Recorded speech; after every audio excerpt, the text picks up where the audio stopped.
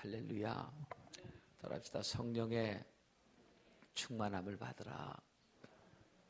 여러분, 성령은 받아도 되고 안 받아도 되는 우리의 선택의 문제가 아니라고 말씀드렸습니다.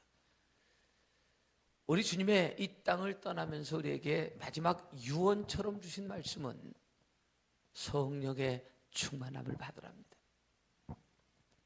구하고 찾고 두드리고 우리에게 무엇이든지 주신다고 하신 그 주님의 마지막 말씀은 하물며 하나님께서 구하는 이들에게 성령을 주시지 않겠느냐라고 하는 얘기입니다. 그만큼 성령이 우리가 이 험악한 세상을 살아갈 동안 우리에게 꼭 필요한 것입니다. 그분과 동행하지 않으면 죄악 많은 세상에서 세상을 정복하고 이길 능력이 없다는 것입니다. 성령의 충만함을 받으시기를 축복합니다. 어제 새벽에도 말씀드렸죠. 성령 충만 받았습니까? 세 가지 대답 중에 하나라 그랬어요. 예. 글쎄요. 아니요. 그런데 이것은 그렇게 어정쩡하고 엉거주춤한 자리에 머무를 수 있는 일이 아닙니다. 결혼했습니까? 물으면 정확한 대답이 나오겠죠. 아멘입니다. 결혼했습니다. 왜? 가족이 있으니까요. 그것이나 똑같은 것입니다. 그렇다면 이 아침에 내가 성령의 충만함을 받았는지 안 받았는지 어떻게 알 수 있을까요? 사도행전 10장 44절로 46절에 보니까 베드로가 이 말을 할 때에 성령이 말씀을 듣는 모든 사람에게 내려오시니 베드로가 함께 온 할례 받은 신자들이 이방인에게도 성령 부어주심을 인하여 놀라니 이는 방언을 말하며 하나님 높임을 들음이로라. 할렐루야. 여러분, 성령 받은지 어떻게 알아요? 베드로가 설교할 때에 성령이 말씀을 듣는 모든 사람에게 내려오시는데 그들이 이방인도 성령을 받는 것을 통해서 깜짝 놀랐습니다. 그런데 그 조건, 그 내용이 있습니다. 이는 방언을 말하며 하나님 높임을 들음이로라. 그 속에 성령이 있는지 안 있는지 아는 첫 번째 방법은 방언을 말하며입니다. 그리고 그가 하나님을 높임을 들음이로랍니다. 사랑하는 여러분들이요, 방언을 받아도 되고 안 받아도 되는 것입니다. 그것이 뭐 안 받는다고 무슨 큰 문제가 있는 것은 아닙니다. 그러나 개인적인 영적 경험으로 방언을 할 수 있으면 여러분 기도에 큰 유익이 있습니다. 사실 장시간 기도한다는 게 간단하지 않습니다. 여러분, 만약에 1시간 동안 하나님 앞에 우리가 지금 할 수 있는 말로 계속해서 하나님 앞에 아뢰했는데 그 옆에다가 한번 녹음기를 틀어놓고서 한번 녹음을 해놓고 한번 집에서 들어본다고 생각해 보십시오. 아마 본인이 얘기하고도 우스운 얘기가 많을 겁니다. 했던 얘기도 하고 했던 얘기도 하고 아까 구했는데 야 이놈아 이제 나도 좀 얘기 좀 하자. 내가 다 알아들어서 내가 그렇게 눈치가 없냐. 주님은 막 계속 우리한테 얘기하실 거예요. 알았어, 내가 알았다니까 내가 나도 좀 얘기 좀 하자. 그런데 막 그분한테 기회도 안 주고 막 내가 하고 싶은 얘기만 계속 하는데 조금 아까 했던 얘기 또 하고 그 무슨 치매 걸린 사람처럼 조금 아까 했던 얘기 또 하고 조금 아까 했던 얘기 또 하고 어제 했던 얘기 끌고 와서 또 하고 그냥 계속. 그래서 우리가 방언을 말한다는 것은 이제 계속해서 은사 가운데서 말씀을 드리겠지만 어쨌든 이 방언은 기도에 큰 유익을 얻습니다. 방언에 대한 신학적인 많은 견해가 있습니다. 그러나 지금도 성도들 가운데 여전히 방언을 통해서 하나님은 교제하고 계시는 줄로 믿습니다. 정다호 목사님이 예전에 그런 고백을 하더라고요. 자기는 방언은 단회적 사실로 그 시대에, 초대교회 시대에 그때 한 번만 있은 이례적 사건이지 지금은 없다, 이렇게 가르쳤대요. 근데 미국 가서 공부하면서 제가 정말 존경하는 교수가 있었는데 수염이 이렇게 덥수룩하게 난 분이 있었대요. 한 번은 그분을 면담하려고 교수실을 찾아갔는데 아무리 노크를 해도 안에서 사람이 반응을 안 하더래요. 틀림없이 드런 소리를 들리는데 이분이 틀림없이 안에 있는 것이 분명한데 그 말을 안 하는데 노크를 하는데도. 그래서 문을 빼꼼히 열어봤더니 그분이 손을 들고서 하나님 앞에 기도를 하는데 가만히 들어보니까 자기가 그토록 없다고 했던 방언을 하면서 하나님 앞에 막 기도하는 것을 충격을 받았대요. 그리고 나서 그분이 보는 서적을 보니까 자기가 보는 서적하고 보는 책이 다르더래. 자기는 맨날 뭐 민중, 해방 뭐 이런 책을 봤는데 그분은 보니까 그 내용들이 다 복음적인 서적이더라는 거예요. 그분 앞에 충격을 받았대요. 그때에 하나님 앞에 고민하고 기도하면서 하나님, 저도 천국의 은혜를 하게 해달라고 얼마나 몸부림쳐 기도했는지 어느 날 방언이 오는데 본인 개인의 경험으로 설교를 시작하기 전에 방언으로 하나님 앞에 한 30분 동안 항상 설교를 앞두고 기도를 하는데 그러면 영이 맑아지는 것을 느껴요. 그건 개인 고백입니다. 어쨌든 성경은 이는 방언을 말하며 하나님 높임을 들음이로라. 할렐루야. 여러분, 성령이 충만한 사람의 또 한 가지 증거는 뭐냐? 그 사람은요, 어떤 사건을 통해서든지 하나님의 영광을 드러내고 하나님을 높이는 것입니다. 내가 높아진 사람은 성령이 충만한 게 아니라 지가 충만한 거예요. 똑같은 사건 속에서 하나님을 자꾸 높이는 거예요. 여러분 언어를 통해서 하나님이 존귀 여김을 받는 은혜가 있기를 주의 이름으로 축복합니다. 여러분, 시편 51편 11절로 12절에 보니까 구원의 즐거움이 있다 그랬어요. 여러분, 성령이 충만하면 구원의 감격 속에서 살아가는 은혜가 있게 될 줄로 믿습니다. 여러분, 구원받음에 감격이 있습니까? 이거는요, 지금 우리가 그렇게 그냥 간단하게 얘기할 문제가 아닙니다. 어느 날 우리가 이 땅을 떠나게 될 겁니다. 여러분도 떠나고 나도 떠납니다. 우리 하나님 앞에 언젠가 서게 될 것입니다. 그러나 그때 가서 이 땅에 살면서 가장 위대하게 결정한 선택이 뭐냐? 예수 믿은 거예요. 세상의 모든 것을 다 소유했어도 주님 앞에 설 수 없다면 그 무슨 의미가 있겠습니까? 세상의 모든 것을 다 가졌어도 내가 천국 갈 수 없다면 그것이 나에게 어떤 의미가 있겠습니까? 그러니까 거기 가서 자기 머리를 쓰다듬으면서 하는 얘기가 기특하다. 참 잘했다. 여러분, 그 구원의 감격을 내가 지금 알고 있다면 이 구원받은 감격은 나를 설레게 하는 것입니다. 감동스러운 것입니다. 내가 예수 믿고 구원받은 게 얼마나 큰 사건인지 모릅니다. 근데 문제는 오늘날 그리스도인들이 구원의 감격을 잃어버리고 산다는 것입니다. 받았겠지 뭐, 천국 가겠지 뭐. 만약에 여러분들이 암에 걸렸다가 그런 일이 없어야 되지만 고침을 받았다 그러면 그 감격은 평생 내 내리 속에 잊혀지지 않는 하나님의 은혜가 될 것입니다. 어떤 순간만 되면 그 순간을 떠올리면서 내가 어차피 죽었을 목숨인데 하나님께서 나를 살려주셔서 내가 제2의 인생을 살지. 여러분, 그 감격 때문에 다시 한번 마음 추스리면서 제 주님을 위해서 내가 남은 생에 최선을 다해야지, 이런 생각을 하지 않겠습니까? 구원받은 감격. 여러분, 사도행전 7장 55절에 보니까 뭐라고 말씀한 줄 아십니까? 자, 사도행전 7장 55절에 보니까 이런 말씀이 있습니다. 사도행전 7장 55절에 보니까 여기 보니까 스데반이 성령에 충만하여 하늘을 우러러 주목하여 하나님의 영광과 및 예수께서 하나님 우편에 서신 것을 보고. 성령이 충만해서. 여러분, 성령이 충만한 사람은 하나님의 영광을 볼 수 있는 눈이 열리는 줄로 믿습니다. 아멘이지요? 하나님의 영광을 보는 눈이. 여러분, 성령이 충만하지 않으면 주의 일이 보이질 않습니다. 성령이 충만해야 하나님의 영광이. 제가요, 교회를 져놓고서 저는 교회만 지면 다 되는 건 줄 알았어요. 그래서 820평 땅 위에 1300평을 졌어요. 교회만 지면 다 되는 줄 알았는데 짓고 나니까 공간이 많으니까 채울 것이 또 보통 많은 게 아니더라고. 난 그 채우는데 또 수억이 들어가는 줄 몰랐어. 나 공간만 저놈은 뭐 그냥 가만히 있다가 깔아놓고 앉아서 예배 드리면 되는 줄 알았어. 아이고, 그거 채우는데요, 보통 심란한 게 아니요. 그런데 교인들이 나보고 그냥 쳐다만 보면 나보고, 목사님, 쓰레기통이 이렇게 종류별로 있어야 되는데 쓰레기통이 없네요. 목사님, 우리 교회는 이게 좀 있어야 되는데 이게 없네요. 계속 자기는 한 번 얘기하는 거겠지만 나는 몇백 명을 상대로 얘기하는데 이 사람이 한마디 하고 저 사람이 한마디 하고 요 사람이 한마디 하고 막 머리가 시끄러워 죽겠는 거예요. 견딜 수가 없는 거예요. 그러면 나도 자꾸 들으면 뭐가 필요한지 뭐가 없는지 알아요, 몰라요? 나도 IQ는 3자리요? 압니다. 근데 뭐가 없어요? 뭐니 해도 뭐니가 없는 거예요. 그게 문제가 돼서 내가 못하고 있는 거예요. 너무 고민스러운 거예요. 막 스트레스를 받는 거예요.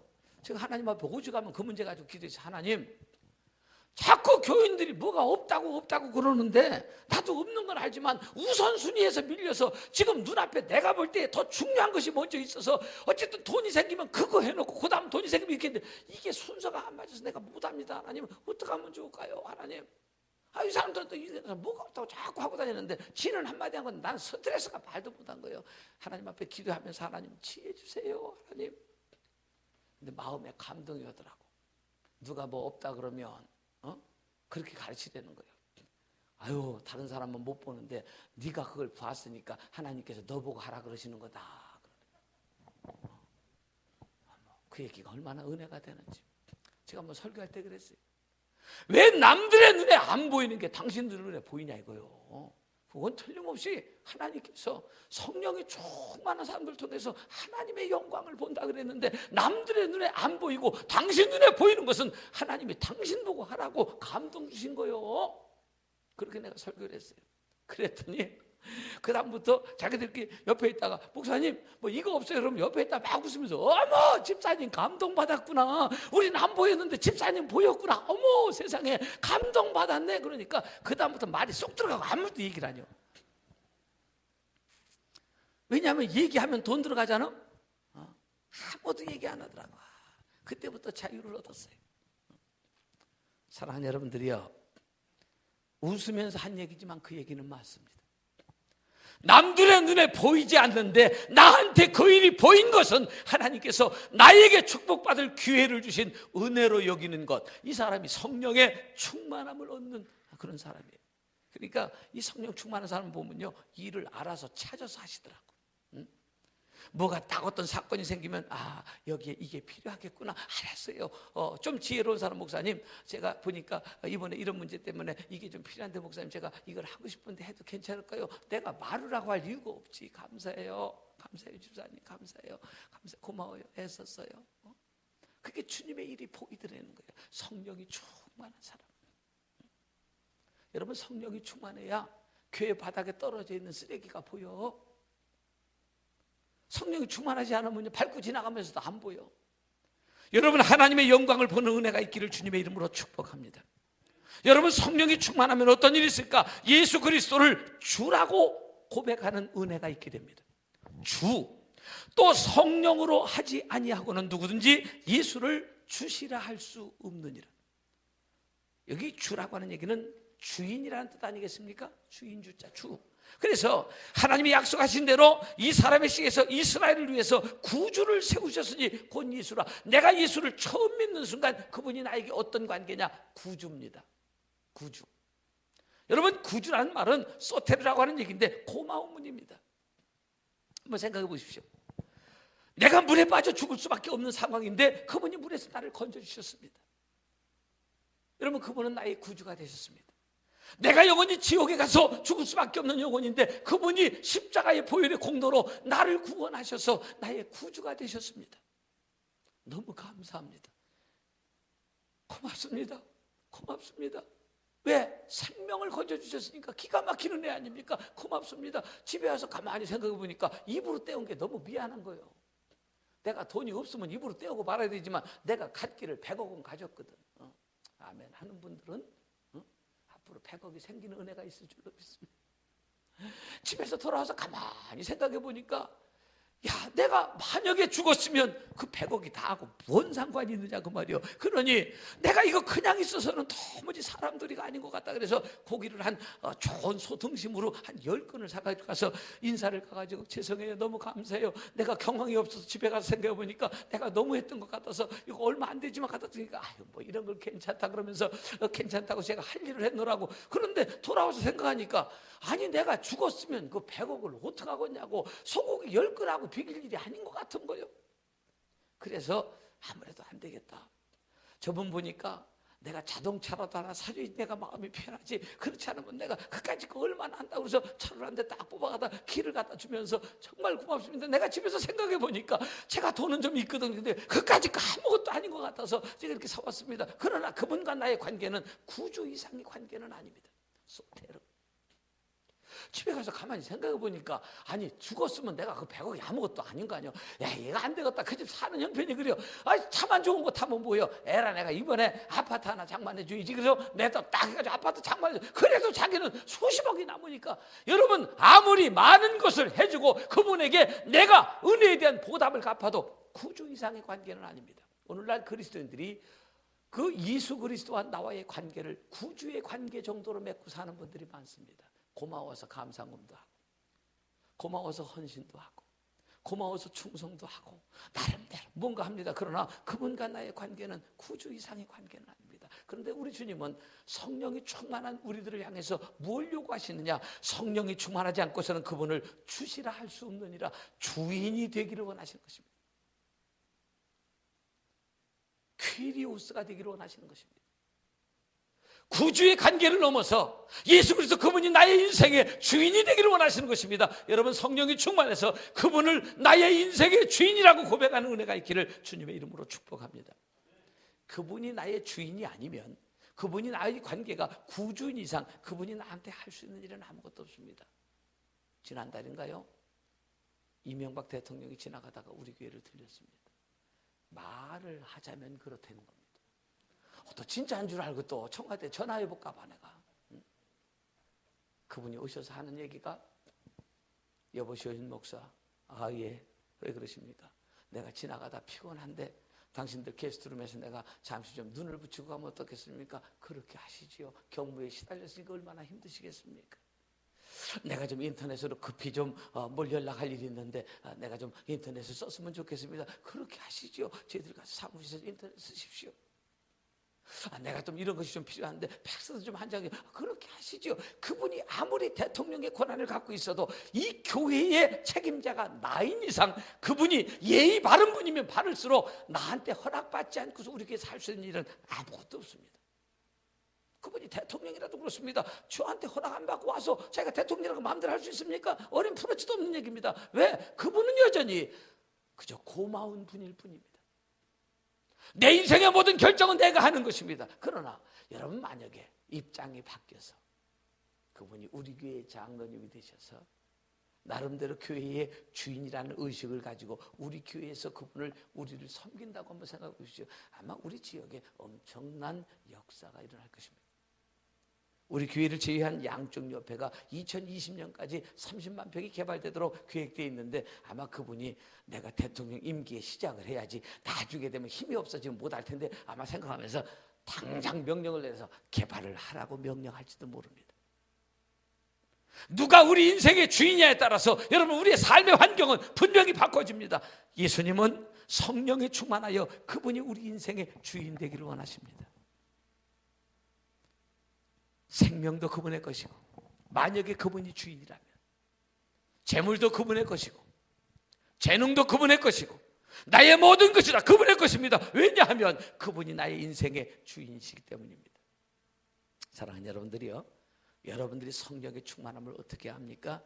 내가 방언을 말하고 있느냐, 어떤 환경 속에서도 내가 영광을 받는 것이 아니라 그분의 영광을 높이고 있느냐, 뿐만 아니라 구원의 감격 속에 살아있느냐, 하나님의 영광의 일들이 보이느냐, 그분이 내가 그분을 주인이라고 고백하는지 안 하는지, 그 사건이 내가 성령이 요즘 충만하게 살고 있는지 아닌지에 결정을 하는 분기점이 된다는 것입니다. 그런 의미에서 성령의 충만함을 누리고 사시기를 주의 이름으로 축복합니다. 그렇다면 여러분, 이 성령의 충만함이 소멸되기도 할까요? 히브리서 6장 4절로 8절은 말하기를, 한 번 비침을 얻고 하늘의 은사를 맛보고 성령에 참여한 바 되고 하나님의 선한 말씀과 내세의 능력을 맛보고 타락한 자들은 다시 새롭게 하여 회개케 할 수 없나니 그랬습니다. 마태복음 12장에 보니까 성령을 회방하는 죄가 있다 그랬습니다. 시편 51편 11절에 보니까 나를 주 앞에서 쫓아내지 마시며 주의 성신을 내게서 거두지 마소서. 성령을 근심시키지 말아야 합니다. 성령을 회방시키지 말아야 합니다. 성령은 떠나가기도 하고 타락한 자는 더욱 돌아오기가 어렵기 때문입니다. 그래서 다윗이 저지르지 말아야 할 범죄를 저질렀습니다. 자기 신하의 아내를 자기 아내로 삼았습니다. 그래서 나단 선지자를 통해서 책망을 받았습니다. 하나님 앞에 범죄했습니다. 그는 괴로워서 침상이 뜰 정도로 하나님 앞에 눈물을 흘리며 회개했습니다. 그때 회개한 기도 내용이 뭡니까? 내 왕권을 뺏어가지 말라, 그런 기도 안 했습니다. 내 경제력을 뺏어가지 말라, 그런 기도 안 했습니다. 주여 성신을 내게서 걷어가지 마옵소서. 왜냐하면 돈이 없어지는 거 잠깐 벌면 됩니다.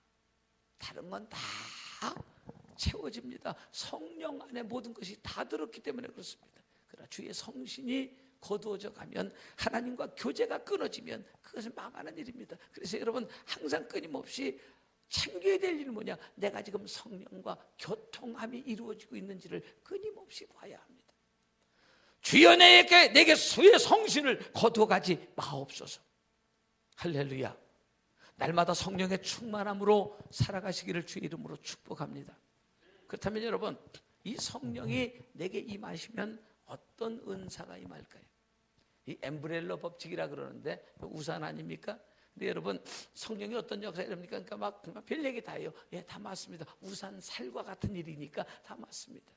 그러나 우산 대와 같은 역할이 있습니다. 우산 살은 하나 없으면 좀 찌그러진 우산으로 살면 됩니다. 근데 우산 대가 없으면 우산 자체를 펼 수가 없습니다.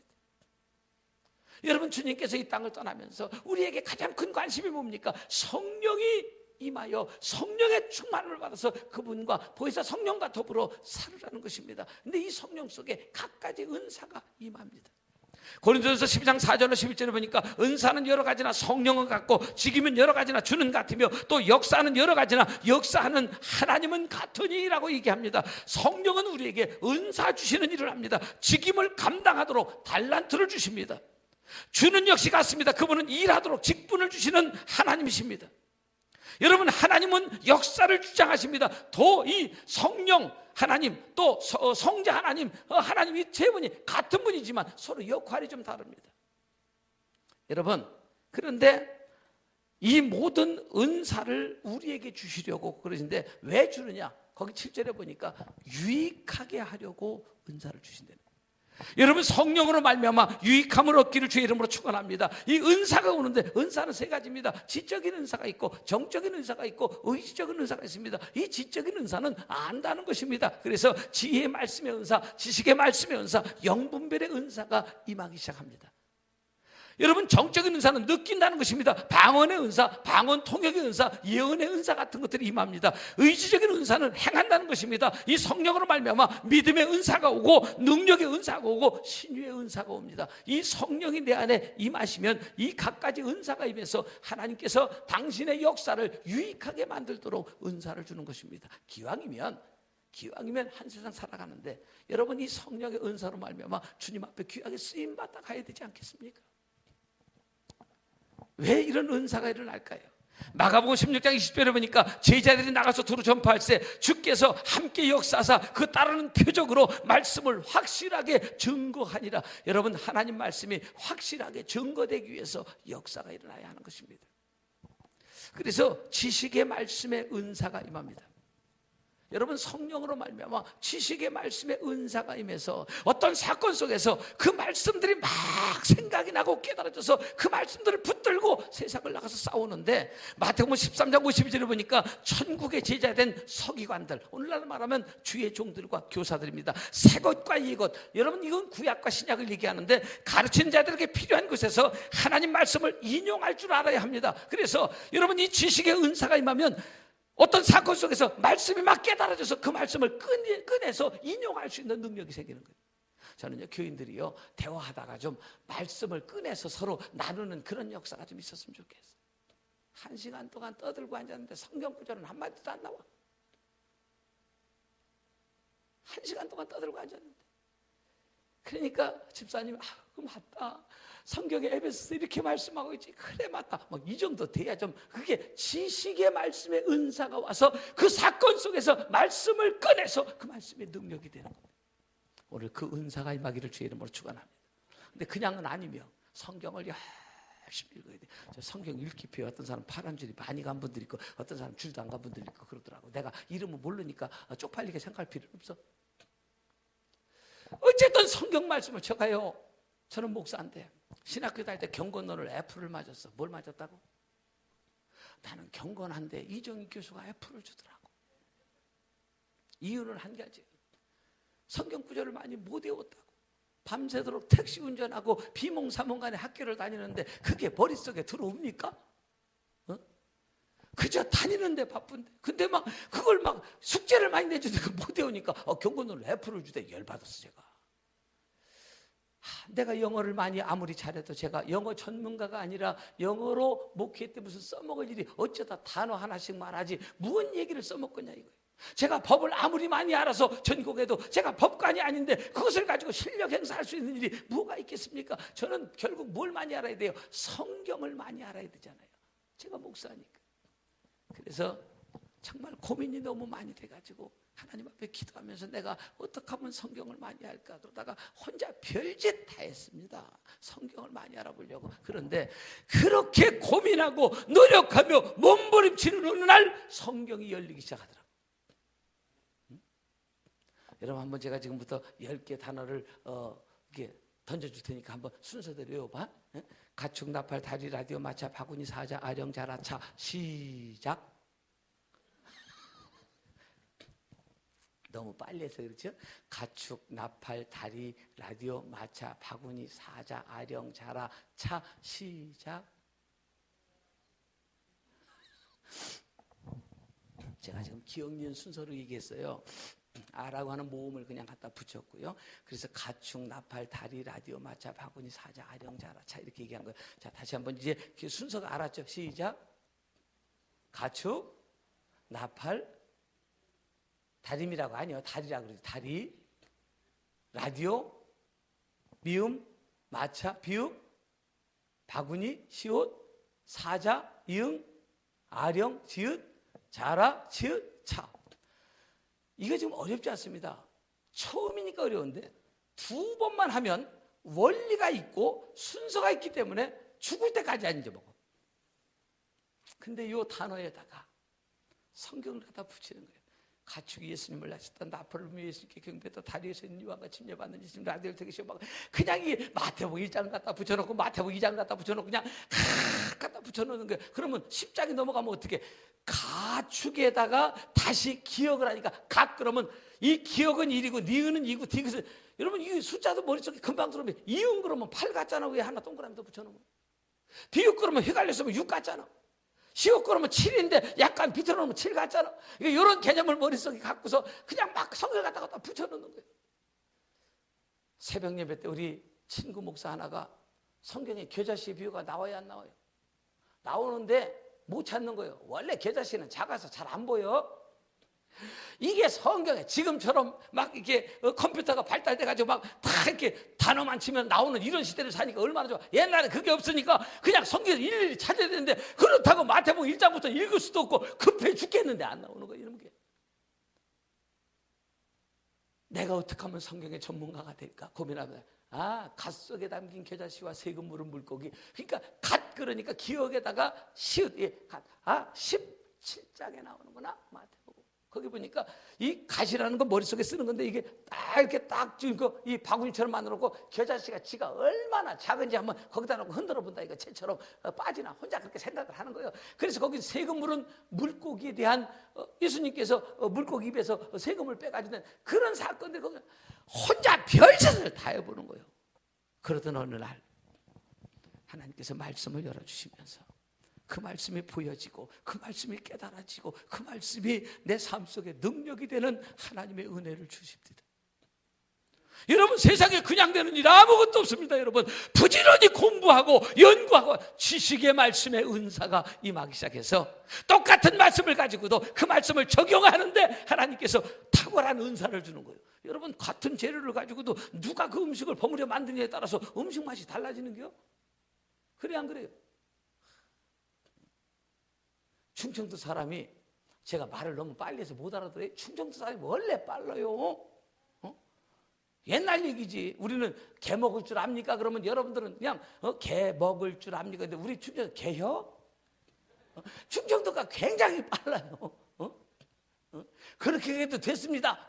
그만해도 됐습니다. 되시오. 이렇게 하면 그냥 우리 충청도가 보통 빠른 게 아니요.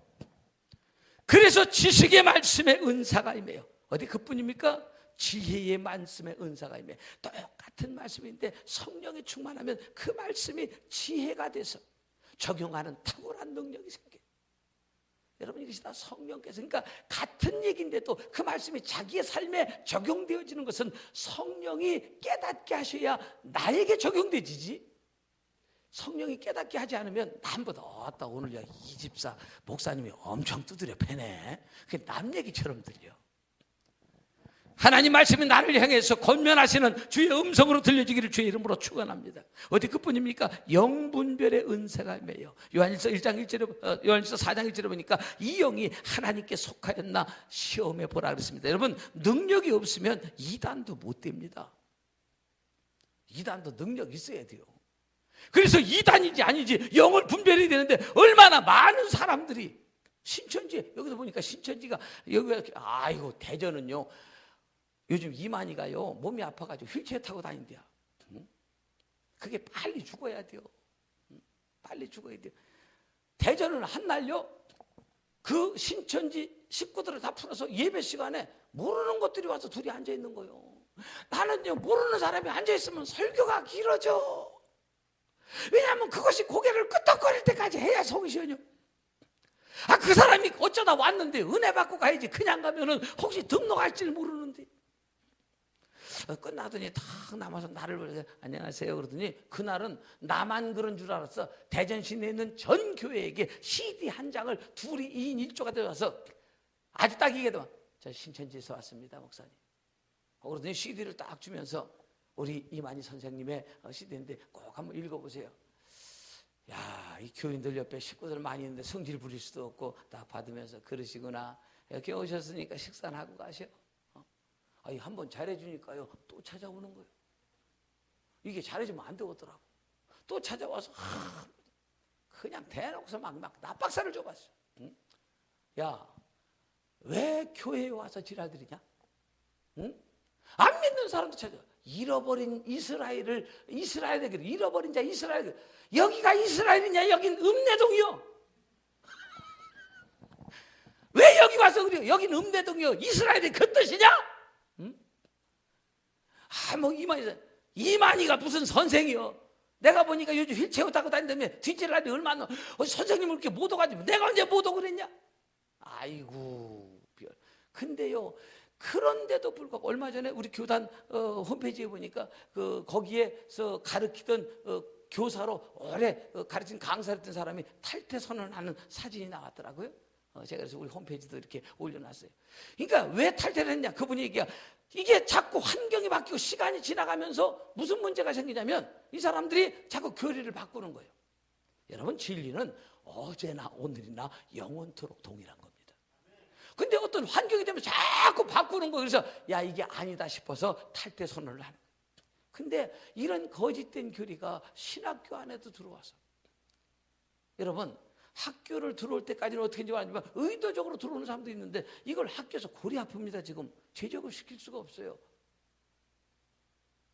학생 신분이라는 거예요. 우리가 돈 내고 다니지 뭐. 제적을 시킬 수가 없어요. 교회마다 여러분 들살을 합니다. 여러분. 응? 이 사람들이 들어와가지고 처음에 따로 들어와. 지들끼리 한 통씩이 돼가지고 와가지고 그냥 모르는 척하다가 막 사람들이 불편. 누가 지금 시험에 들어있나 다 합니다. 시험 들면 걸립니다. 누가 지금 불평하는 다 합니다. 접근해가지고 그냥 조금 열심히 하면서 이게 나중에는 뭐 다 잡아먹고 한 교회를 통째로 삼켜. 여러분, 교회에 들어서 교회가 약간 문제가 작은 교회 같은요, 그러면 막 그 사람들이 떼거리를 몰려와서 매주 등록을 해서 나중에 인원이 더 많아져가지고 사무실에서 결의를 해가지고 교회가 넘어가. 이게 보통 일이 아닙니다. 그런데 여기에 속고 앉았어요. 여러분, 영분별의 은사가 있어서 거짓과 참이 깨달아지는 능력이 있기를 축복합니다. 성령이 임해야 거짓이 깨달아지. 거짓이 깨달아. 이건 지식적으로만 아는 게 아닙니다. 영적으로 느끼는 분별력이 있습니다. 그 다음에 여러분, 방언의 은사가 임합니다. 여러분, 방언의 은사. 방언이 뭡니까? 방언은 사도행전 2장 4절에 보니까 표적 방언이 나오는데 예수 믿는다는 증거. 믿는 자들에게 이런 표적이 따르니 저희가 새 방언을 말합니다. 여러분, 이런 방언은 사람들이 알아듣는 대인 방언도 있고 하나님께만 말하는 대신 방언도 있습니다. 그래서 고린도서 14장 2절에 보니까 하나님께만 말하는 대신 방언을 얘기하고 있어요. 무슨 방언? 고린도전서 14장 2절 제가 한번 읽어볼게요. 여기 보면 이런 말씀이 있어요. 방언을 말하는 자는 사람에게 하지 아니하고 하나님께 하나니 알아듣는 자가 없고 영으로 비밀을 말함이라. 할렐루야. 자, 그래서 여러분, 오늘 성령이 임해서 방언의 은사가 아주 보편적으로 임하는 것이죠. 교회마다 방언하는 분들이 많이 있어요. 그런데 이 방언은 뭐냐? 영으로 하나님께 비밀을 말하는 것이다. 성경 그렇게 얘기하고 있습니다. 여러분, 비밀은 누구하고 얘기하는 거예요? 친한 사람들께. 이게 보통 친하지 않은 비밀 얘기 아니요? 그래서 하나님과 내가 지금 비밀을 말할 사이가 됐다. 4절에 보니까 이런 말씀이 있습니다. 방언을 말하는 자는 자기의 덕을 세우고 예언을 하는 자는 교회의 덕을 세우나니. 여러분, 방언을 말하는 사람은 자기의 덕을 세운다. 이 덕을 세운다는 얘기는 벽돌을 하나 둘씩 쌓아간다는 것입니다. 자기를 건설해 간다는 것입니다. 사랑하는 여러분들이요, 39절은 말하기를 방언 말하기를 금하지 말라고. 하나님, 우리가 다 방언을 말할 수 있기를 원하시는 것입니다. 14절에 보니까 방언은 영으로 하는 기도입니다. 그래서 내가 만일 방언으로 기도하면 나의 영이 기도하거니와 나의 마음은 열매를 맺지 못한다. 왜? 내가 하는 얘기를 내가 못 알아들어. 그래서 마음의 열매를 맺지 못해. 여러분, 우리가 기도할 때에 어떤 생각과 사고를 가지고 하나님 앞에 기도하지 않습니까? 하나님, 이런 목표가 있습니다. 근데 마음의 열매를 맺죠. 근데 방언은요, 나도 못 알아들어. 그러니까 마음의 열매를 맺지 못한데, 그러나 왜 방언이 필요할까요? 여러분, 우리가 우리 앞일을 알아요, 몰라요? 그런데 우리가 기도한 것들은 반드시 응답이 돼야 돼. 근데 여러분, 기도 없이 응답이 되고 기도 없이 어떤 좋은 일이 일어나는 건 심각한 문제입니다. 그래서 내가 살아온 인생의 뒤안길을 돌아보면서 내 삶에 나타난 모든 사건과 역사가 내 기도가 묻혀져 있는 일들이 되기를 주의 이름으로 축원합니다. 그래서 여러분, 어떻게 저런 일이 일어났어? 암소리 하지 말어. 기도해 놓은 거예요. 이래야 이게 이제 제대로 된 인생을 사는 거예요. 기도도 안 되는데 왜 저런 일이 있대야? 이거 심각한 문제, 이게. 그런데 여러분, 우리가 방언을 말하지 않으면 인생을, 내 삶에 무엇이 앞으로 있을지 아무것도 몰라. 그러니까 뭔 기도를 할 수가 없어. 그런데 방언을 말할 때 성령께서 나를 붙들고 말하시는데, 나가 필요한 인생의 앞일의 문제들을 하나님께서 다 알게 하시는 거예요. 그래서 방언을 통해서 요구하게 하시고 하나님이 그 요구에 대한 열매를 내 인생 가운데 삶에 맺혀지게 하시는 거예요. 그래서 방언이 필요합니다, 여러분. 우리 식구는 가끔 자다가 발떡 일어나요. 왜 그래요? 기도해야 될 것 같아요. 그냥 자빠져 자지. 아니 기도해야 될 것 같아요. 그러지 말어, 자빠져 자. 아니, 기도해야 될 것 같아요. 일어나서 혼자 주섬주섬해서 교회 가가지고 막. 근데 그 기도할 때는 왜 그런 일이 있었는지 알지 못하는데, 시간이 조금 지나가면 항상 그런 고백을 해요. 하나님께서 그래서 기도를 시키셨구나. 하나님께서 바로 이 문제 때문에 그렇게 내가 자다가 기도하지 않으면 안 되게끔 이런 가슴을 뜨겁게 해서 기도시키셨구나. 할렐루야. 왜? 기도에 대한 응답은 기도가 있을 때 나타나는 삶의 열매이기 때문에. 여러분, 하나님께서 에스겔서에 보면 이런 말씀이 있어요. 우리가 하나님 앞에 범죄했을 때, 우리가 지금 하나님 앞에 범죄한 이유 때문에 징계를 받습니다. 이스라엘 백성들이 징계를 받아요. 그런데 아직 그들이 돌이켜 회개하지 않았습니다. 그럼에도 불구하고 하나님은 그들에 대한 원대한 계획을 갖고 계십니다. 지금 그들이 징계를 받는 중입니다. 아직도 회개하지 않았습니다. 그래도 그들에게 하나님은 위대한 꿈을 갖고 계십니다. 야, 이스라엘 백성들아, 내가 너희들을 위해서 저 광야에 백합화가 피게 하겠고, 저 사막에 내가 시냇물이 흐르게 하겠고, 저 무너진 성읍들을 건축시켜 주겠고, 그 안에 거민들이 많이 살게 해주리라. 나 여호와가 그렇게 되기를 원하느니라. 그러나 너희가 그렇게 되기를 구하여야 할 것이니라. 우리가 기도해야 될 이유가 거기 있다는 것입니다. 우리가 비록 지금 잘못해서 하나님 앞에 징계를 받는 중이라도 하나님은 그런 우리들에게 위대한 꿈을 갖고 계십니다. 우리를 향한 원대한 프로젝트를 갖고 계십니다. 그러나 우리가 그렇게 되도록 구하여야 할 것이니라. 기도해야 될 이유가 거기 있습니다. 지금 여전히 회개하지 않고 하나님의 뜻대로 살지 못하는 우리들에게 하나님은 여전히 원대한 꿈을 갖고 계십니다. 여러분, 그렇게 이루어지도록 기도하는 은혜가 있기를 주의 이름으로 축복합니다. 여러분, 18절에 이런 말씀이 있습니다. 내가 너희 모든 사람보다 방언을 더 많이 말함으로 하나님께 감사하노라. 사도 바울의 고백입니다. 방언은 풍성해지고 깊어집니다. 종류의 다양성과 시간의 지속성을 통해서 방언이 자꾸 말하면 여러분 세련돼집니다. 그 방언이 속으로 깊이 들어가면 능력 방언이 돼서 나옵니다. 방언에 얽힌 이야기가 많죠. 예전에 인신매매가 막 성행할 때는요, 아유, 새벽 기도 가는데 그냥 어떤 여자가 마늘 까게 되라고 막 이 봉고차가 들이시더니 막 처녀를 그냥 잡아가지고 차에 태우니까 너무 놀래니까 놀래면 뭐가 나와? 마라까라 샌다라니까 이 사람들 까면 세상에 못 듣는 얘기밖에 어머 이거 미친년 잡았는가 막 내려놓고 갔대잖아요. 저는요 초상을 치르면서 참 신기한 경험을 했어요. 우리 교회에 학생은 우리 교회를 다니고, 그러니까 누나하고 동생은, 부모님은 다른 교회를 다니는데 학생은 우리 교회를 다니는데 고3짜리가 직장암 말기로 세상을 떠났어요. 이런 부모가 자식이 세상을 떠나는데 그거 가슴에다 묻어야 될 일이고 기가 막히게. 그게 뭐 제가 이제 우리 교회 아이니까 제가 이제 장례를 집도해가지고 장례를 치우는데 이제 마디 하관식하고 묻는데 야, 그 어머니가 방언을 못 하던 분이거든요. 신앙 세상에 거기서 방언이 터져갖고요. 나는요 그 자식을 마지막 보내면서 막 거기서 방언이 터져갖고 막 쏴대는데요. 두 가지 종류더라고. 그 안 믿는 사람도 오고 믿는 사람도 왔을 거 아니에요. 안 믿는 사람 어머나 애가 갈대기 엄마가 실성했대요. 근데 엄마는 이 아이를 보내면서 그냥 보낼 수가 없는 거야. 막 기도하고 막 방언으로 쏴대는데 저는요 눈시울이 뜨거워지더라고요. 세상에 무덤에서 애 하간식 하는 날 방언 터지는 처음 봤어요. 하나님은 저와 여러분들이 방언을 많이 말하기를 원하십니다. 능력 있는 기도 생활을 하기를 원하십니다. 여러분 기도로 승리하는 은혜가 있기를 주의 이름으로 축원합니다. 할렐루야. 여러분 그래서 옛날에 그 이주봉 집사라고 하는 분이 계신데 위생병 출신인데요. 지금은 뭐 그런 일이 없지만 옛날에 다 뭐 이렇게 주사 좀 군대에서 그 배우면 왜 동네에서 이렇게 해가지고 가서 닌게를 하나씩 사다가 뭐 하면 병원까지 안 가고 시골에는 한 번씩 다 놔주고 그러거든. 근데 누가 찔렀어. 그 사기 의료 행위를 한다고. 그래가지고 이분이 가서 이제 재판을 받는데 재판관이 그러더래요. 마지막 할 말이 없습니까?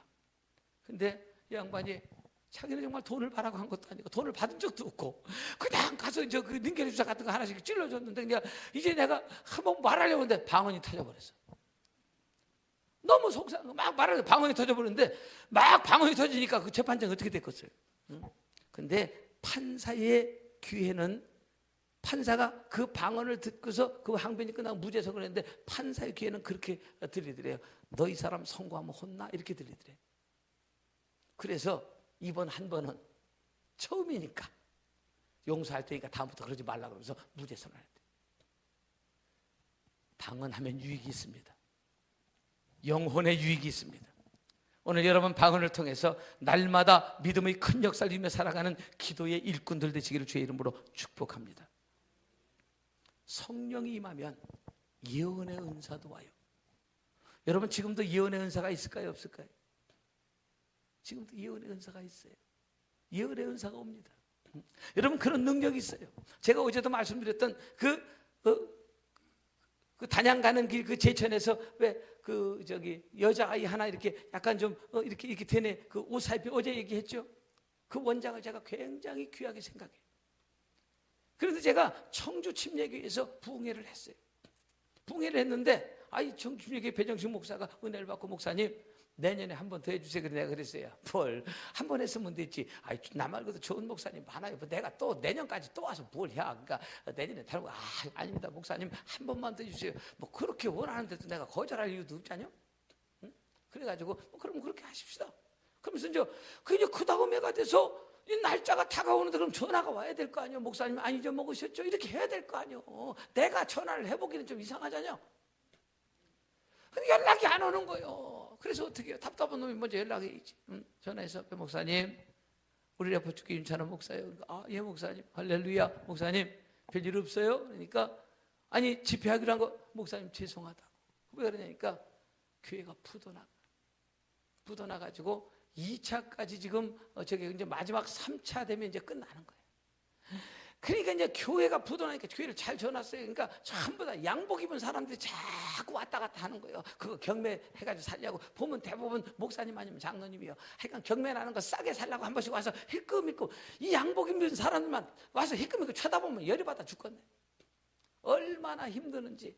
두 내외가, 목사님 사모님이 자식이 없어요. 두 내외가 목회에 올인을 했는데 그냥 비가 억수같이 쏟아지는 날 옥상에 가서 옥상 문을 잠가놓고 빤스만 입고요, 이 대나무 빗자루 가지고 막 이 속에 불나면 어떻게 해결할, 막 이렇게 막 그냥 어떻게 할 수가 없는 거예요. 이게 막 두 번째까지 이렇게 경배가 나니까. 그 내가 그랬어요. 목사님, 단양 오순절에 장원장 한번 찾아가 봐. 아마 좋은 일이 있을 거야. 한번 기도 받아봐. 하나님께서 뭘 원하시는지. 여러분들도 궁금한 거 많지? 인생 살다 보면.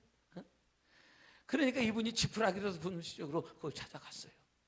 난 안 갈 줄 알았어. 그때 물어물어 찾아갔더라. 가서 사실은 제가 이런 기차 열차 가지고 이런 일이 있다고. 그래서 막 상담을 하니까 원장이 목사님 잘 오셨다고. 그러면서 막 위로하고 격려하고. 그러면서 이렇게 얘기했대요. 만약에 부도나는 것도 하나님의 뜻이면 해야지 어떡하겠냐고.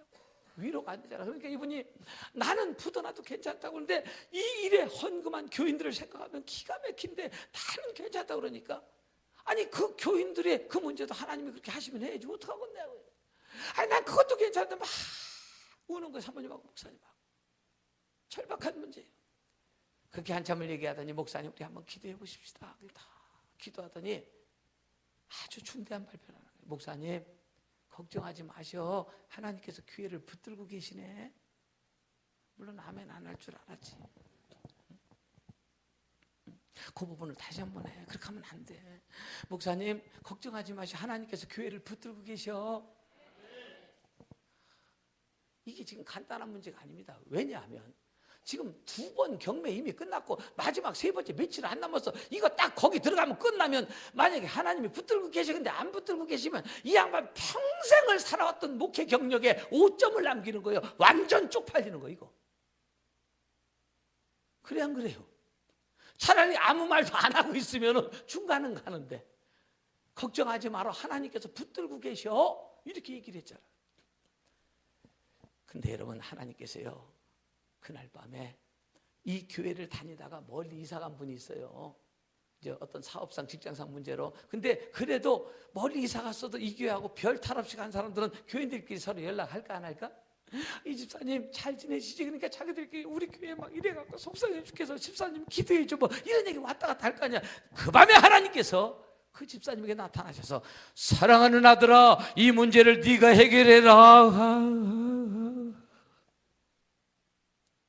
아니 원금은 고사하고 이자만 2억 5천이 밀려 있는 거예요. 원금은 말고 이자만. 여기는 2억 5천 그러면 놀라지도 않을 거예요. 돈이 많아서. 근데 그 교회는 천문학적인 숫자인 거예요. 그게.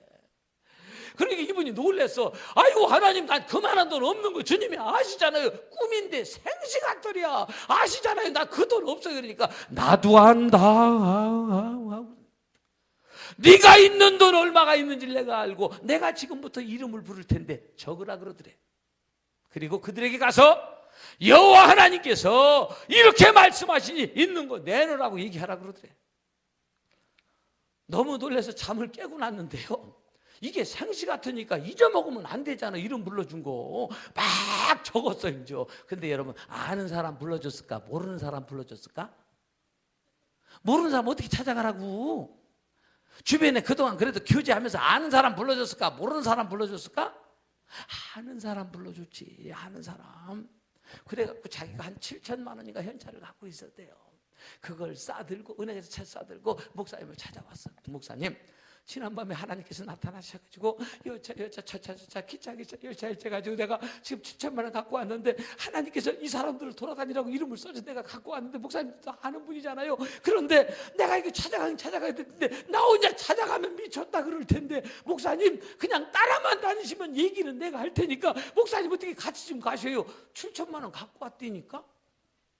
그러면 여러분 같으면 따라가 안 따라가? 7천만 원 갖고 왔다니까 지금. 그러니까 따라가지. 안 돼도 7천만 원은 생기는 거잖아.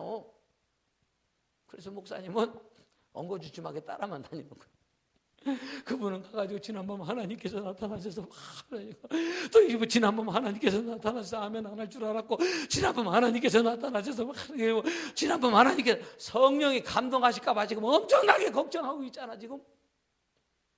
지난밤 하나님께서 나타나셔서 그러면서 그 이름 적힌 집을 한 바퀴 싹 돌아서 마지막 집까지 딱 돌았는데 정확하게 거친 돈이 2억 5천. 할렐루야. 그 교회 지금은 잘하고 있습니다.